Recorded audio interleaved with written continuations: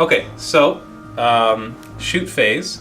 The Cheese Stealers are going to run. So running is the same as before. It's D6. But they have the Fleet special rule, which instead of allowing them to charge, allows them to re-roll one die, or one or more dice, in their run and charge rolls.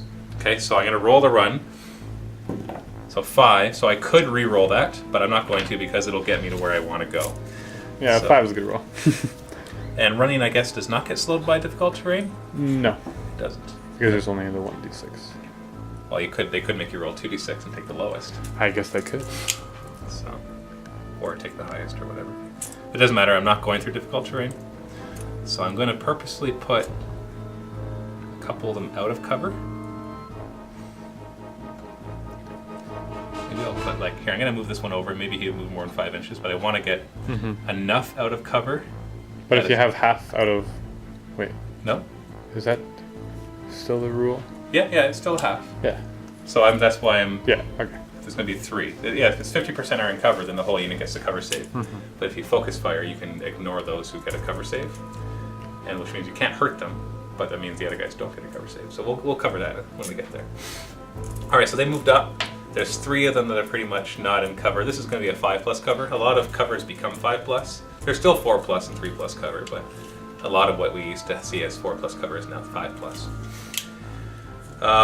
The Hive Tyrant is going to fire at... Well, I can pre-measure, but I got like a 24 or 36 inch range with him. You got it. Yeah, he's a 36 range, strength 90 before, assault 1, blast. He does get, unless it's open topped, he does get -1 on the table. So it's not open topped. So it's impossible to wreck it with a -1 on the table now. That's true. Yeah. But still, it's still gonna be good. So I'm gonna center it right here, right on the model, and then it's the same scattering, which I need a scatter die, so I'll be right back. So same rules as before, where you scatter minus your ballistic skill. So direct hit, thankfully, because I rolled an 11, which 8 inches could still nick your battle wagon. So we got a direct hit. It's always against on the armor you're facing, even if you scatter off to the side and hit the side armor. It doesn't matter. It's always the facing. It's the armor 11. So I get a d6 against 11, so it's 9 versus 11. So a 2 will be glancing. Anything higher will be penetrating. So we got a penetrating hit. Now, in this case, I'm going to need the table open. Is at the back, right? Yeah. Okay, so I'll roll it. It's going to be -1, so it's going to be a 1. So a 1 or a 2 is the same thing. They're both shaken. Yeah, so you're shaken. So shaken means... Normally, in 5th edition, you couldn't shoot at all, but you can move as normal. Right. Now you can fire everything as snapshots. How does that work for blasts? You can't. So basically... So you eliminated my boom gun. That's a big deal. Yep. Okay. We wanted to see that, right? We wanted to see something like that happen. But he's not completely useless. He's almost useless, but and he's got his heavy shoot up. Right. Okay. So, and then I also have the Devours, the Twin Link Devours. So I'm going to fire those. Now they're the special Devours. They're the what do you call those? I haven't played Tyranids in a little while, so I'm forgetting the names of things. I don't know, man. They're assaults. I believe they're strength 6, assault 6, but because Devours are the little version, and then there's the big version. For big guys. Here we are. Devour, yeah, it's Brain Leech Worms. This Devours is Brain Leech Worms. So the Strength 6, AP nothing, Assault 6. And you get a -1 to your leadership, but in this case vehicles are fearless. So I get 6 shots, and they're twin linked. Because he's got 2 of them. 1 on each side. Alright. And so I'm hitting on 4s. I get to re-roll. Okay, so 3 hits, and strength 6 against armor 11, so 5 to glance. So we got 1 glancing, 1 penetrating. So what that means is that first of all, every single penetrating hit takes out a hull point. So he had 3, so now he went down to 2 hull points. Now with that, you get a glancing hit. Wait, strength 6? Yeah, so the 5 is a glancing. No, strength 6. I have armor 11. Yeah. So wait, 5 yes, is a glancing. I need to use math in my head. 6 plus 5 is 11. Here, watch. See what? 6. Matt, thank you. 7. I appreciate 8, this, 9, Matthew. 10, 11. Well, I get confused when you use. I know. We only have 10 fingers. why weren't we created with 15 fingers? I know. That way we could do all the armor penetration stuff.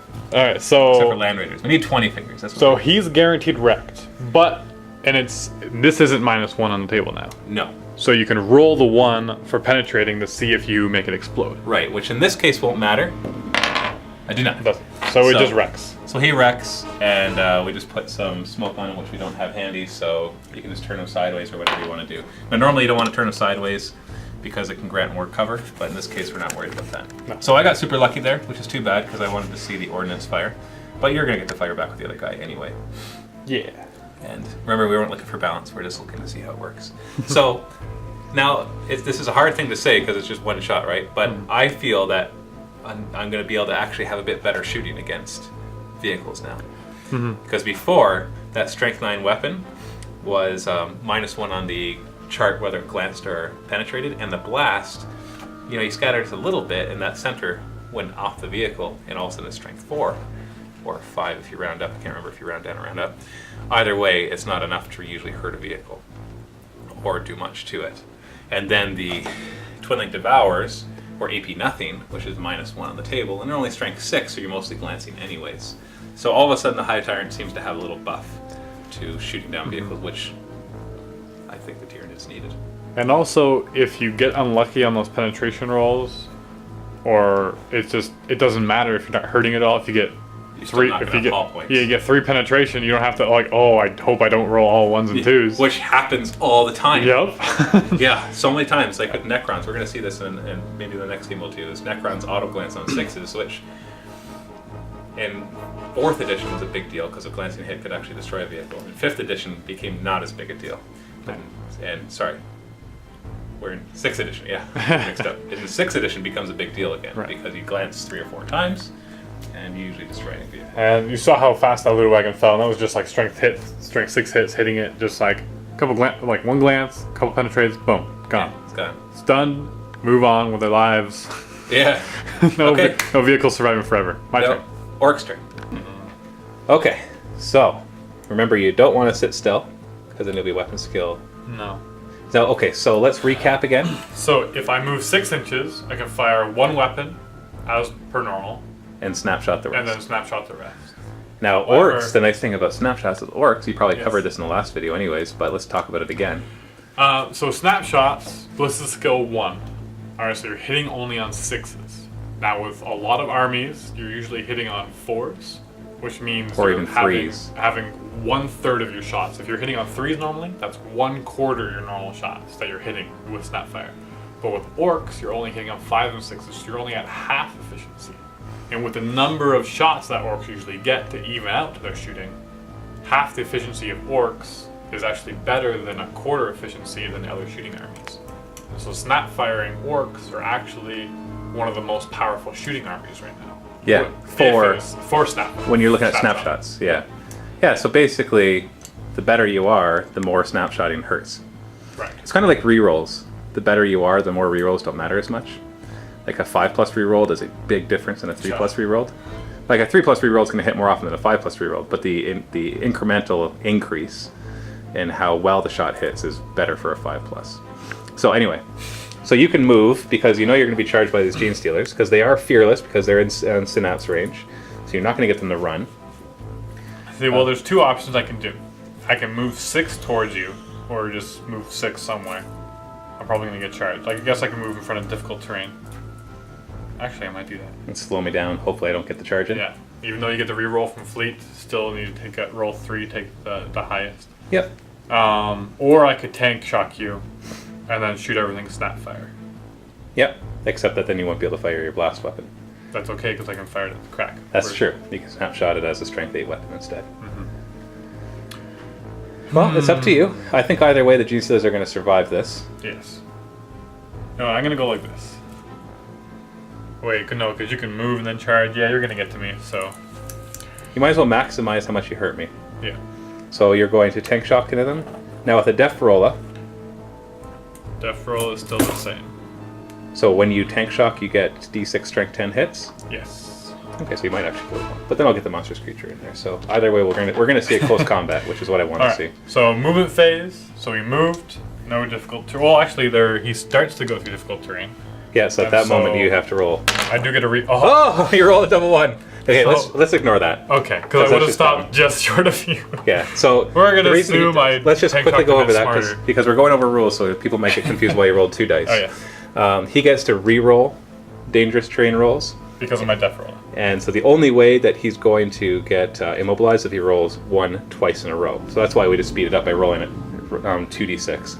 And the only way to get immobilized is roll double 1, which he did. So let's assume I was slightly smarter and just tilted slightly so I didn't hit those cans. Now the death roll of hitting them doesn't matter. It's the hull of the vehicle that has to hit them. Right. And so I already moved the one guy over. Okay, so you moved him over slightly because they are fearless, so there's no tank shocking results other than the fact that you get to do d6 strength 10 hits. Now this is because of the death roll, and this is not a normal tank shocking rule, just to clarify that for new players.